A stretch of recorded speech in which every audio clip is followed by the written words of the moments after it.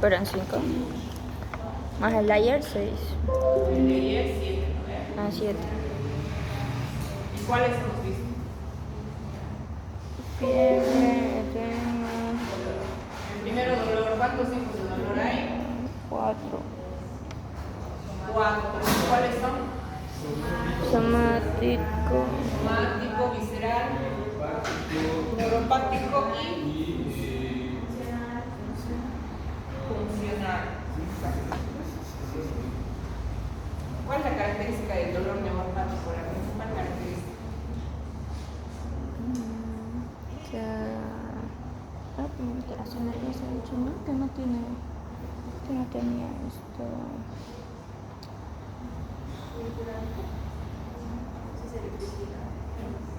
Corriente, ¿no? El tiempo no será también una característica. Sí.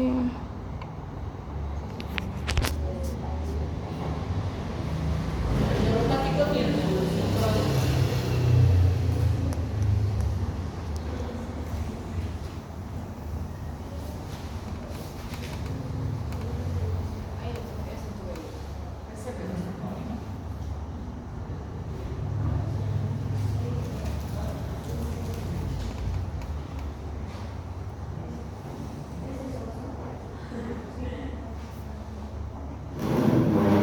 Y entonces ahora vamos a ver lo que es pérdida y ganancia de peso, ¿ya?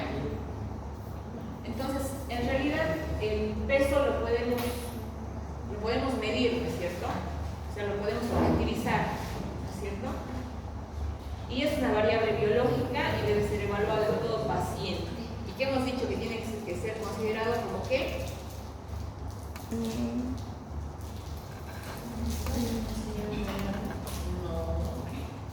¿Qué hemos visto en signos vitales?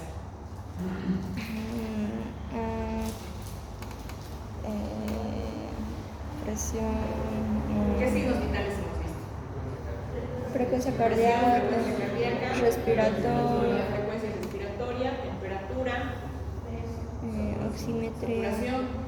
¿Qué hemos visto por ahí?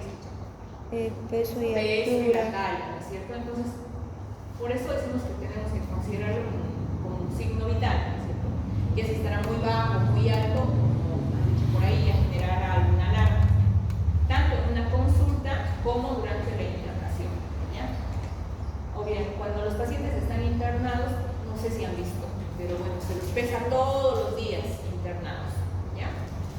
Su determinación es rápida, obviamente, es fácil, pero se dice que para que sea exacta, el paciente tiene que estar sin ropa, se tienen que utilizar básculas especializadas, balanzas especializadas, y además de eso, incluso se dice que el paciente no tiene que tener urgencia para orinar, o sea, ganas de orinar, y incluso se tiene que realizar la colocación de un enema, o sea, no tiene que haber incluso materia fecal para considerar un peso exacto, ¿ya?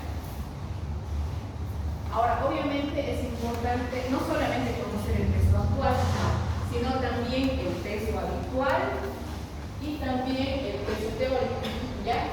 Esto para detectar modificaciones en el tiempo. Una cosa es el peso que maneja el paciente habitualmente, otra cosa el peso tal vez con el que llega a la consulta o la internación, y también el peso que debería tener, que es el peso teórico, de acuerdo a su talla tal vez, ¿no? O de acuerdo a la contextura física, por decir así.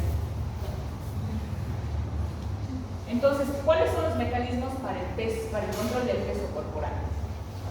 En este caso, se dice que primero tenemos lo que es la ingesta energética, obviamente todo lo que comemos, ¿no?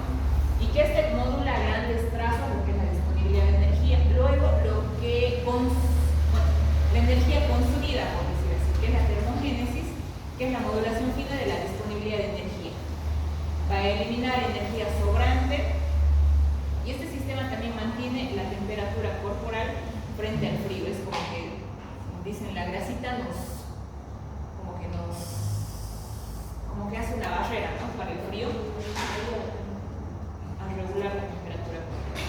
Y también el control de la disposición de reservas, el ajuste de la parte disponible de la energía, donde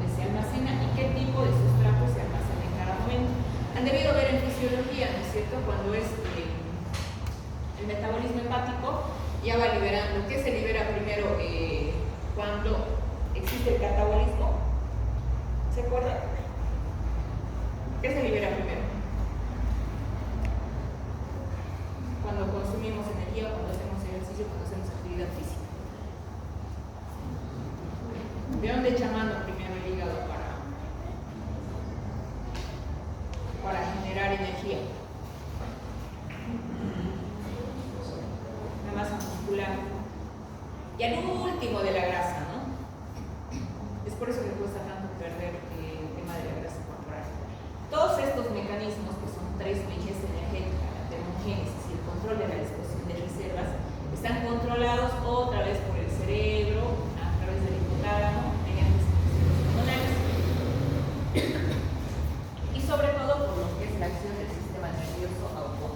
¿Ya? Daniela, ¿cuántos mecanismos tenemos para el control del peso corporal?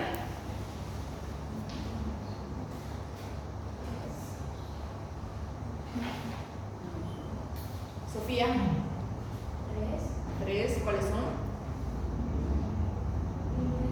Energética. Muy bien. Termogénesis. Y control de la disposición de las reservas. Muy bien, entonces son tres, ¿no? Los mecanismos mediante los cuales podemos controlar lo que es la regulación del peso corporal. Así van a ser sus preguntas de examen, ¿ya? Puntuales, ¿ya? Entonces, ahora, ¿cómo valoramos el estado de nutrición? El estado de nutrición parece algo fácil de valorar, pero ya mientras uno más lee, como que más se complica. Entonces, en realidad es una tarea compleja, ya que obviamente en la actualidad no va a haber un parámetro certero de lo que es exacto. Por ejemplo, no podemos comparar, digamos, una comparación así bien brusca, el peso de Carla con el peso de Cristian.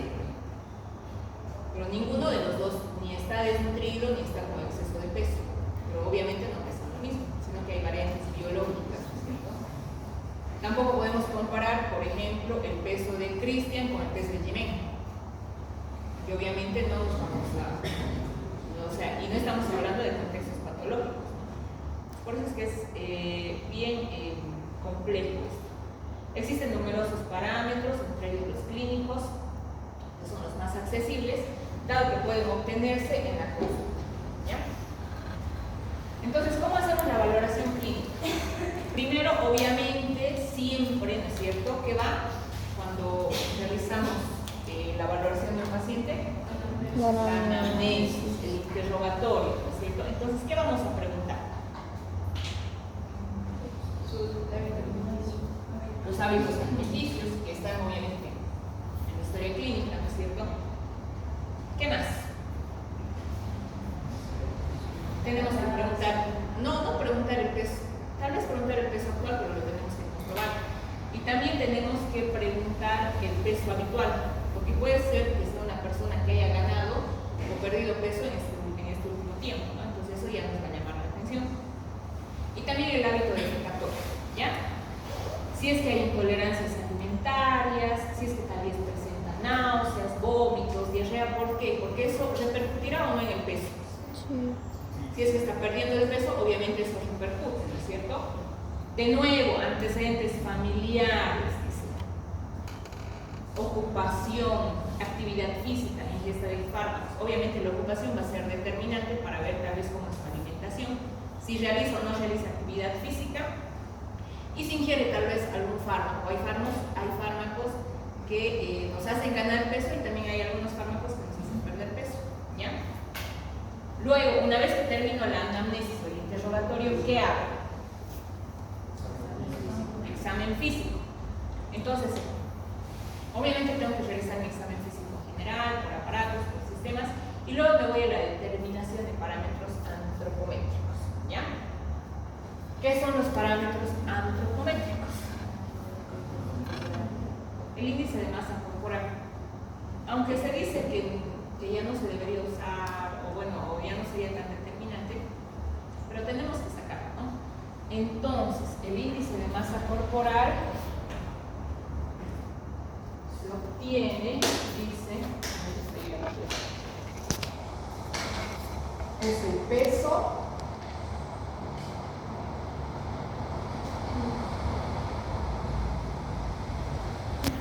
dividido por la talla al cuadrado. ¿Ya?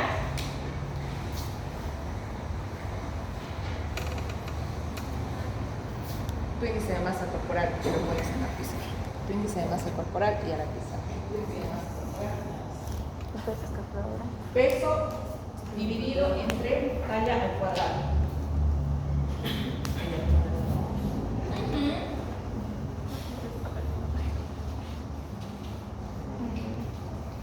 Lo tengo que anotar allá, fórmula todo directo. No, directo.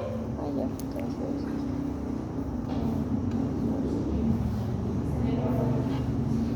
Peso entre talla al cuadrado. Y van pasando a su compañero, ¿ya?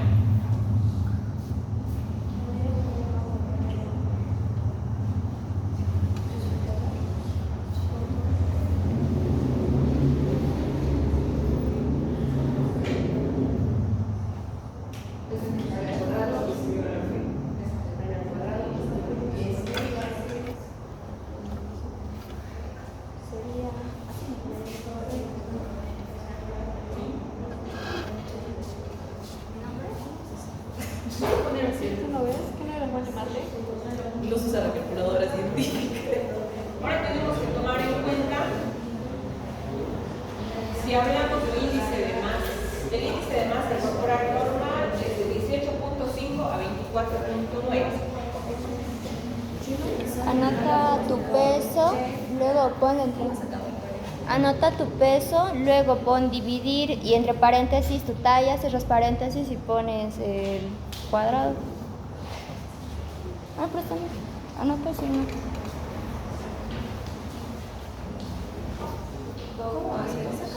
Todos. Está anotado, ¿no ves? Ay. Anota primero tu peso y después tu talla y yo lo voy a arreglar. Pone peso dividido entre talla. Con coma, lo voy a poner. Sí, con coma.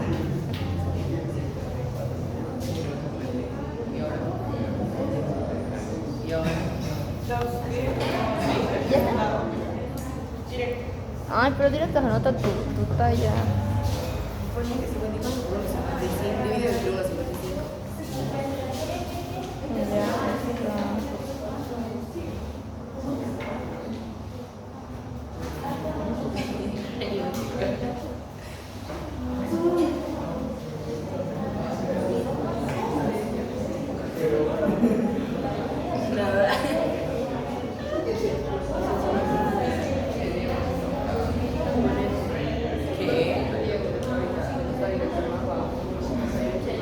Ay, no puedo con tu cel. 54 y 1, 55.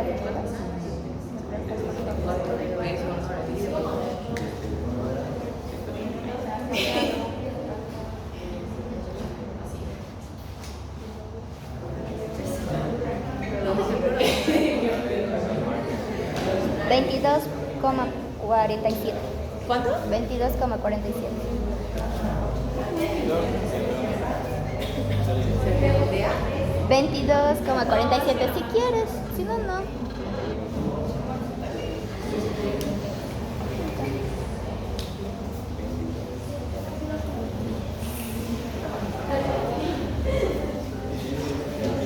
¿Quién ha anotado antes de la Alicia? Igual está más bajo todavía.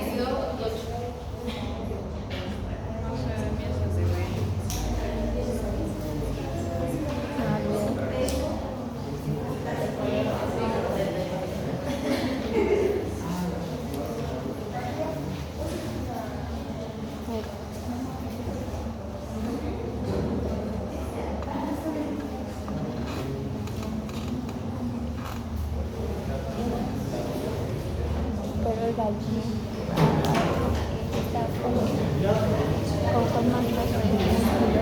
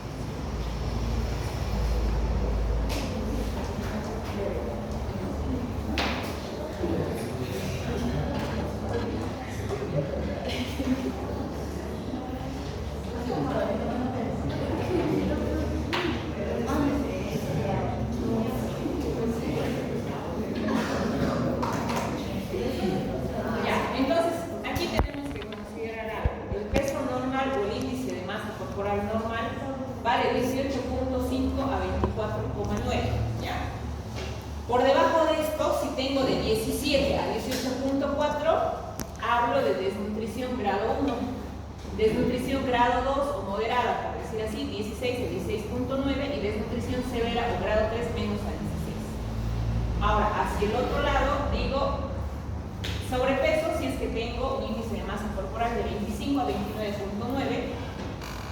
obesidad grado 1, si mi índice de masa corporal es de 30 a 34.9, y obesidad grado 2, de 35 a 39.9, y obesidad mórbida, obesidad grave o extrema, cuando mi índice de masa corporal es mayor a 40. ¿Ya? Ahí no he visto ninguno por debajo de 18.5. Ahí hay uno de 17.9.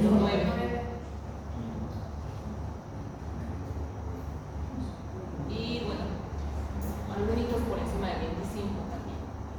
Ahora, ¿qué más tengo que tomar en cuenta? Tengo que tomar en cuenta, al margen del índice de masa corporal, también tengo que tomar en cuenta el perímetro abdominal o circunferencia de la cintura. ¿Ya?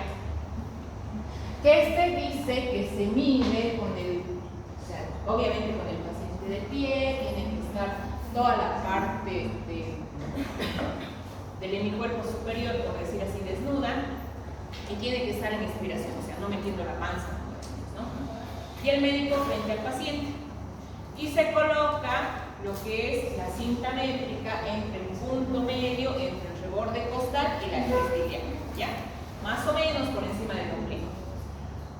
Ahora, ¿por qué es importante esto?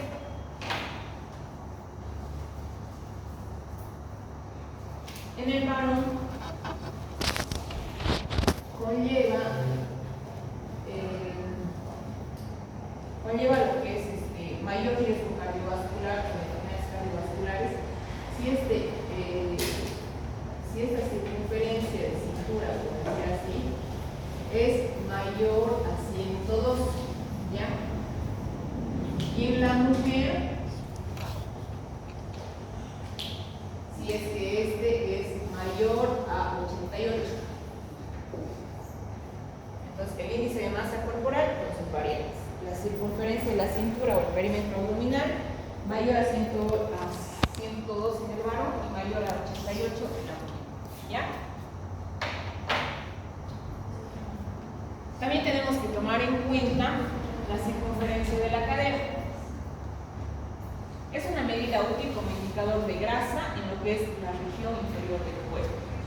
El paciente tiene que estar con los glúteos relajados, los pies juntos, el médico se ubica frente al paciente, obviamente rodeando con la cinta métrica lo que es la parte de la cintura, a nivel de los trocánteres mayores, ¿ya?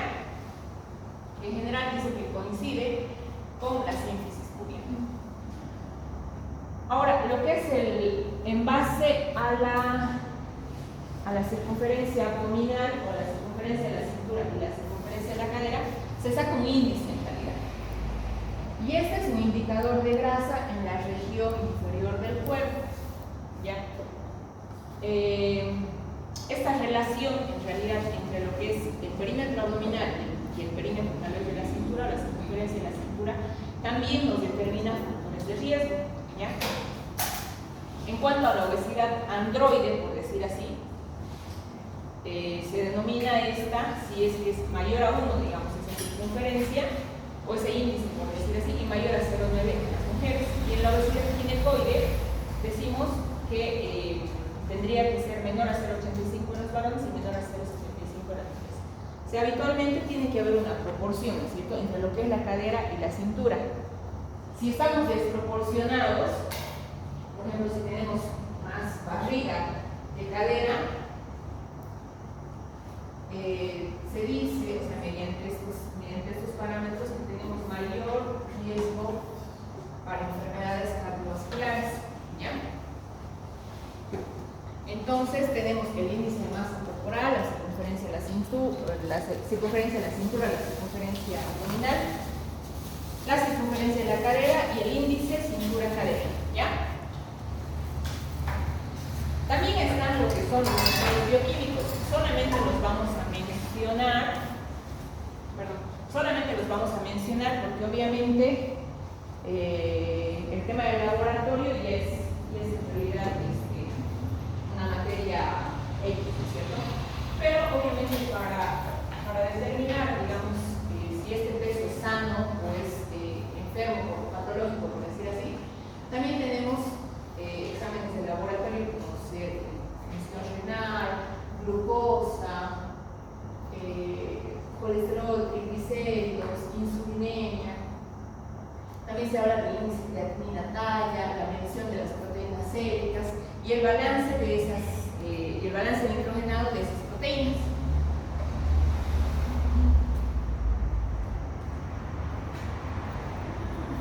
Ahora, ¿qué hacemos en el paciente con pérdida de peso? Primero, ¿cuándo definimos que la pérdida de peso puede ser patológica o nos puede preocupar? ¿No? Si es que yo perdí 100 gramos, obviamente no me preocuparé, no más bien me alarmaré, ¿no?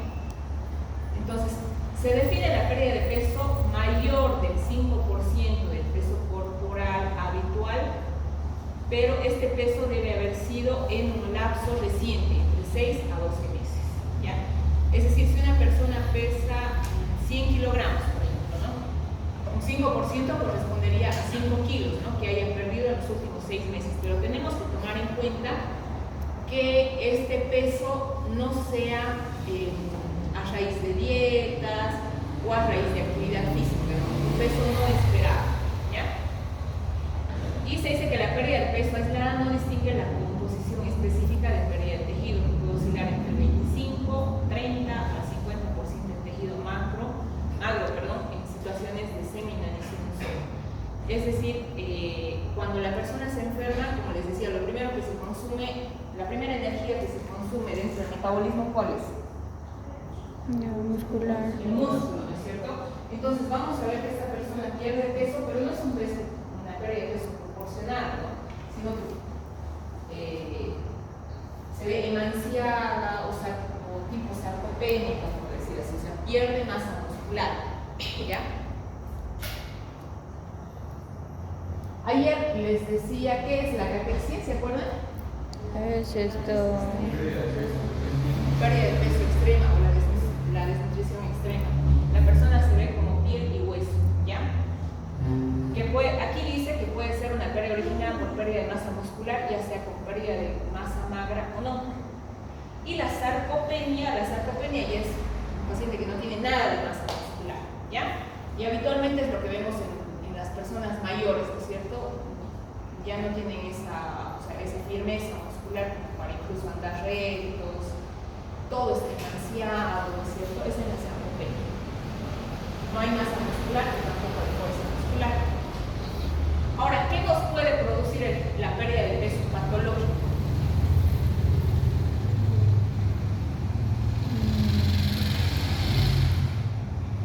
nos puede Si una persona acude con pérdida de peso mayor al 5% en un lapso de 6 a 12 meses, ¿en qué pensaría? cáncer, Neoplasias, neoplasias, ¿cierto? alguna enfermedad metabólica o Diabetes no. avanzada, diabetes no controladas, exacto. Enfermedades gastrointestinales, puede ser que todo le haga mal, ¿no? Ya tenga miedo de comer. Enfermedades infecciosas también, ¿no? El VIH produce, ¿no? Pérdida de peso. Las hepatitis, Bien, la tuberculosis. también. La tuberculosis se caracteriza por eso, ¿no? Por pérdida de peso, como decían hace rato. Las diabetes mal controladas, los accidentes cerebrovasculares también, podrían depender de la actividad, ¿no? Están las enfermedades crónicas avanzadas, las caquesis por insuficiencia cardíaca, los insuficientes renales crónicos, el POC, trastornos psiquiátricos también. Sí, ¿Como cuáles? anorexia, La anorexia, la depresión, la bulimia entraría. el consumo de drogas. También. El consumo de drogas y la persona perdió peso. Sí, Sí, no, porque se olvidan de comer. El alcoholismo también también. produce la pérdida de peso. Puede que sí, puede que no. Cuando empiezan a tomar, en realidad no comen. Y también si hay área hepática. ¿Cómo? Cuando ya hay área hepática, obviamente que aparte que hay de la sequía, recién empieza a bajar. Pero ahí pierde masa muscular, ¿no? Exacto. Ejercicio vigoroso. Sí. No es extremo, pero puede Si que hacemos sí. ejercicio, Pero eso no arriba el trastorno psiquiátrico.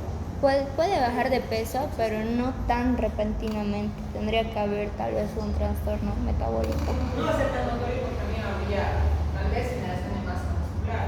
Ujú. Pero va a depender de su alimentación también, que no se hagan 5 horas de ejercicio todos los días y que no coman casi nada. También O si que tiene coman todo el demás tiempo. un trastorno neuropsiquiátrico como la anorexia, con bulimia, Ella dijo. pueden hacer ejercicio excesivo y perder peso. También la cocaína, los antidepresivos, cannabis. Hay gente que para perder peso incluso toma diuréticos en exceso, laxantes, la cafeína también. Incluso hay gente que toma antidiabéticos para bajar de peso. Ah, el Ozempic. ¿Ah? El Ozempic. Toman de todo. Hacen hipoglucemias, hacen caídas de potasio por el puré. Entonces decíamos, ¿cierto? Las enfermedades malignas se dice que son entre el 15 al 40%. Principalmente las gastrointestinales, sea gástrico, sea el colon, sea intestinal, pulmón, linfomas, riñones, próstata. Estas son las enfermedades intestinales no malignas que veíamos. Pueden ser las del esófago, que puede haber alguna obstrucción esofágica y el paciente obviamente no va a poder comer, ¿no? La úlcera péptica, porque el paciente come y produce dolor, entonces ya tiene miedo de comer. La celiaquía, la enfermedad intestinal inflamatoria, tal vez una isquemia intestinal, o sea, muerte intestinal, fístulas, suboclusión, oclusión, pero estas son más agudas, ¿no? Tanto la isquemia intestinal, las fístulas, la suboclusión y la oclusión. Las causas psiquiátricas corresponden más o menos un 10 a 26%. Decíamos, trastornos psiquiátricos que causan pérdida de peso, como la anorexia, bulimia, estados maníacos, paranoias, la hiperactividad. Y lo que les decía, que hay que tener en cuenta que el abuso de sustancias, diuréticos, laxantes, cocaína, marihuana, tabaco, alcohol, anfetaminas, ya sea que estos estén acompañados de algún trastorno de base en la alimentación, que sea de origen psiquiátrico. Entonces no es bueno el abuso desde ningún punto de vista, ¿no? ¿Qué vamos a ver al examen físico?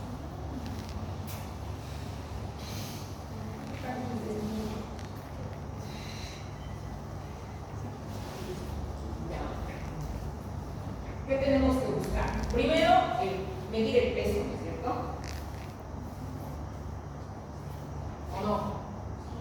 Empiezo por ahí, ¿no es cierto? Tengo que objetivar la pérdida de peso y el porcentaje de peso. Por eso decíamos que tenemos que calcular el índice de masa corporal de acuerdo al peso y la talla del paciente, ¿ya? Entonces, objetivamos la pérdida de peso, su porcentaje, así como la evolución de los cambios y tal vez si ha habido alguna fluctuación del peso, ¿ya? Tenemos que evaluar si es que hay alguna alteración de la alimentación o presencia de pérdida intencional de peso, ¿cierto? O sea, una cosa será una causa maligna y otra cosa que la persona lo haga de forma intencional, como el tema de la anorexia, ¿no? Hay que ser con intención patológica, pero ya. Después tenemos que evaluar el aspecto general y la presencia de signos y síntomas de déficit de nutrientes, ¿no? Tenemos que evaluar si es que hay síntomas acompañantes, vómitos. Si es que hay vómitos, también tal vez pensaremos que hay una obstrucción a nivel de la vía digestiva superior, puede ser, o tal vez a nivel de la cavidad gástrica. Si es que hay diarrea, ¿en qué pensaremos? Muy bien, puede ser una parasitosis, o que la alteración está a nivel de la parte intestinal, ¿no? Esta diarrea. Exacto. Si es que hay dolor abdominal, también pienso en una alteración de la vía digestiva. Si es que hay alteración del apetito,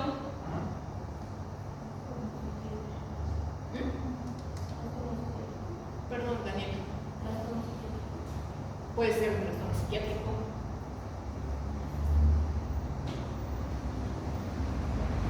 Cambios de conducta, también algo psiquiátrico. Si es que hay ingesta de medicamentos, también puede ser una causa psiquiátrica o una adicción, ¿no? Lo mismo, tenemos que ver si es que hay adenopatías, masas o lesiones en la piel. Si es que hay adenopatías o masas, ¿en qué pensaremos? Cáncer. Neoplasias, ¿no? Tengo que ver el aparato cardiorrespiratorio, ver si es que hay insuficiencia cardíaca o tal vez alguna enfermedad pulmonar crónica. En el abdomen, tengo que ver si es que hay alguna organomegalia. ¿Qué es el organomegalia? Órganos agrandados. De algún órgano, ¿cierto? O sea, el agrandamiento de algún órgano, ¿no? Después, el examen neurológico, tengo que hacer pruebas de demencia, búsqueda de atrofias, neuropatías, porque tal vez es por una alteración del sistema nervioso patológico, ¿no? Entonces, obviamente en el paciente que pierde peso, como les he dicho, si es una pérdida patológica extrema, como veíamos en el dibujito, obviamente vamos a ver prácticamente solo hueso, ¿no? Y los pesos pues serán, por ejemplo, los tuberculosos llegan a pesar 33, 34 kilos, ¿no? Cuando la tuberculosis está activa, se consumen demasiado. Igual los pacientes que tienen SEA gástrico, cáncer gástrico, los pacientes que tienen VIH también en su forma activa, los que tienen adicciones. En cambio, como decía Dan hace rato, en cambio los alcohólicos, como que no se nota eso porque ellos más bien por el déficit de proteínas se hinchan, ¿no? Hacen ascitis. Pues no se nota un índice de masa corporal o peso bajo, más al contrario, el índice de masa corporal va a ser alto porque a veces tiene 30 o por la baja de proteínas que tiene, ¿ya? Ahora, en el paciente con ganancia de peso, decimos, digamos, que hay sobrepeso, obesidad con índice de masa corporal mayor a ¿cuánto sería? Obesidad. El índice de masa corporal mayor a 25. A partir de 25 ya hablamos de una pérdida de peso, ya sea sobrepeso o ya sea obesidad, ¿ya? Entonces, la obesidad, como decía ahí, puede ser obesidad grado 1, si es que el índice de masa corporal va desde 25 a 29.9. ¿No era sobrepeso? ¿Perdón? No era sobrepeso, era... Perdón, sobrepeso, perdón, sí tienes razón, perdón. Sobrepeso de 25 a 29.9. Obesidad grado 1 de 30. No. Obesidad grado 1 de 30 a 34.9. Obesidad grado 2 de 35 a 39.9, y obesidad de grado 3, obesidad mórbida, por decir así, por decir eso. Pero también ahora se han catalogado, digamos, el tema de la obesidad en dos grandes grupos, que es la obesidad clínica y la obesidad preclínica, ¿ya? Entonces, al margen de ese índice de masa corporal, ¿cuándo yo digo que hay una obesidad clínica? La obesidad clínica es, en realidad, se considera una enfermedad sistémica crónica.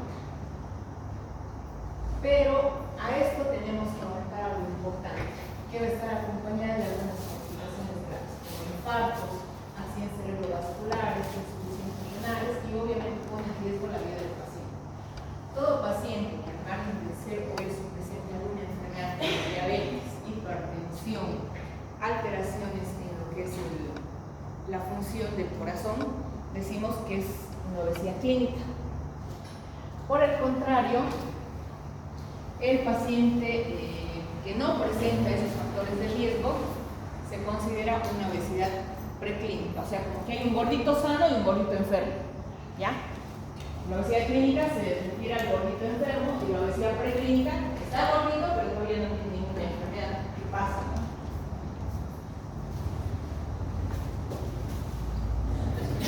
Esto, por si acaso, no está en su libro, pero ahí está la información de la guía que les sacamos, ¿ya? Ahora, ¿qué se acuerdan de la fisiopatología de la obesidad? No hemos llevado eso aún. Ya. Entonces, esta diapositiva la voy a dejar en cero, ¿ya? Ya la voy a copiar. Directamente pasemos a lo que tienen que desarrollar. Entonces, lo mismo, ¿por qué empezamos? Estoy viendo un paciente gordito.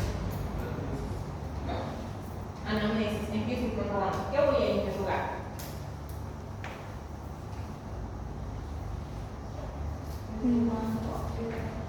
¿Desde cuándo es gordito? ¿Qué tipo de alimentación lleva? Primero es importante saber que no es lo mismo una persona que ha sido obesa desde el nacimiento, una persona que ha desarrollado la obesidad en la edad infantil, o una persona que lo ha desarrollado ya en la edad adulta, ¿ya? Entonces, antecedentes de obesidad en la infancia, dicen, ¿no? Los niños con bajo peso al nacer y que aumentan de peso en los primeros años de vida tienen mayor riesgo de contraer diabetes en la edad adulta. Entonces, siempre se ha dicho eso, de que si no logramos hacerlo bajar de peso en chiquito, ya nos genera problemas posteriores, ¿ya? O sea, es más riesgoso tener una obesidad infantil, ¿ya? Porque obviamente ya con 3 años, por el tema del metabolismo y demás, ya no se puede perder peso. En cambio, el niño no, sigue jugando, corriendo, come, no sé qué sigue. Y el riesgo de cualquier grado de obesidad es mayor cuando esto comienza antes de los 40 años, ¿ya? La ganancia de peso se dice de más de 5 kilogramos después de los 18 años en las mujeres, y de los 20 años en los hombres aumenta el riesgo cardiovascular y el riesgo de diabetes. La mujer, cuando empieza con el sobrepeso y obesidad, en la adolescencia, en la menopausia y después de los embarazos, ¿ya? Porque el peso que se gana con el embarazo ya no se lo pierde, lastimosamente, ¿ya? Y obviamente esto va a incrementar si es que yo tengo antecedentes familiares de obesidad. Si mi papá y mi mamá son obesos, ¿qué me espera a mí? Posiblemente igual, lo mismo. Y si mi mamá y mi papá, al margen de ser obesos, son diabéticos y presión alta, ¿qué me espera a mí? Lo mismo. Mismo, ¿cierto? Entonces, por eso es que los antecedentes heredofamiliares también son muy importantes, porque nos ayudan a determinar, ¿no?, el riesgo que podemos tener.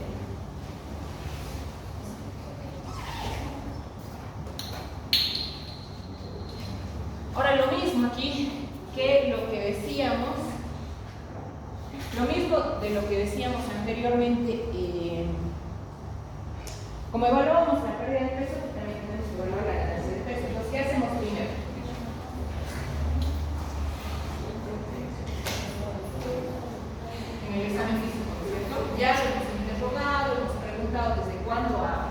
desde cuándo aumentó de peso, si ha sido de niños, si ha sido de adolescentes, si después del embarazo, si los papás son también gorditos o no, si realiza actividad física o no, cómo comen, qué comen, ¿no es cierto? Y ya le preguntan todo eso. Entonces ahora, una vez que le he preguntado y establezco los factores de riesgo y empiezo a examinar. ¿Qué hago?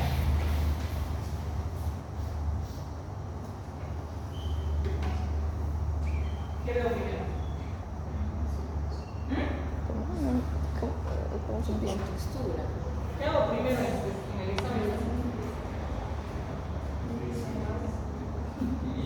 La inspección del INC, calcular el peso, ¿no es cierto? Tengo que establecer el tipo de obesidad objetivada. Entonces, para eso, el INC, muy bien.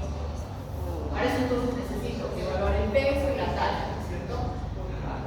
Y obviamente necesito medir lo que es la circunferencia de la cintura, que cuando me preocuparía. Si es varón, ¿El varón es cuánto? 102, 102 y mujeres 88. 88, ¿no es cierto? Entonces tengo que medir también la circunferencia abdominal. Y obviamente voy a realizar un examen completo en busca de qué comorbilidades con obesidad. ¿Y qué comorbilidades acompañarán a la obesidad patológica, por decir así? ¿O cómo hemos dicho que se llama la obesidad patológica? ¿Se acuerdan? Clínica. Clínica, muy bien. ¿Y la que no es patológica? Preclínica. Preclínica. Perfecto. Entonces, ¿cuándo me preocuparé? Voy a buscar si es que hay diabetes, si es que hay insulinoresistencia, si hay dislipidemia, si hay hipertensión arterial, si tal vez ya ha tenido algún infarto, si es que tiene insuficiencia cardíaca, tal vez tiene incluso grasa en lo que es el tejido cardíaco, si tiene alguna fibrilación o alguna arritmia, ¿no? La fibrilación auricular, si es que tal vez tiene algún trombo en lo que son las venas, puede tener varices, puede haber apneas del sueño, puede haber síndrome de hipoventilación, asma, hipertensión pulmonar, un hígado graso no alcohólico, litiasis vesicular, hernias, trastornos de reflujo, osteoartritis, depresión, alteraciones del sueño, acantosis nigricans. ¿Qué es la acantosis nigricans? La hiperpigmentación en áreas como en el cuello. Exacto, pliegues. Exacto. Resistencia a la insulina, es como un signo patognomónico, dice, ¿no? Eso también tengo que buscar, obviamente. Si es que hay tal vez antecedentes cerebrovasculares, si es que hay demencia, si es que hay hipertensión intracranial idiopática. En la mujer es muy común el tema del síndrome de ovario poliquístico, ¿no es cierto? Que también genera alteraciones hormonales y por ende genera también aumento de peso. El tema de la amenorrea y la infertilidad me hará pensar también en alguna alteración hormonal que pueda estar produciendo este aumento de peso. Después hipogonadismo, impotencia funcional, incontinencia urinaria, problemas de vejiga seminal, glomerulopatías asociadas a la obesidad, deficiencia de vitamina D, tal vez un insuficiente renal crónico. Entonces, el sea de próstata, mama, colon, útero, se dice que también puede estar asociado a la obesidad. Infecciones violentas asociadas a sepsis y trastornos en la inmunidad. No todos los pacientes que tienen cáncer pierden peso, ¿no? Va a depender mucho del estado en el que esté esa enfermedad, ¿no? Pero entonces nosotros tenemos que buscar, ¿ya?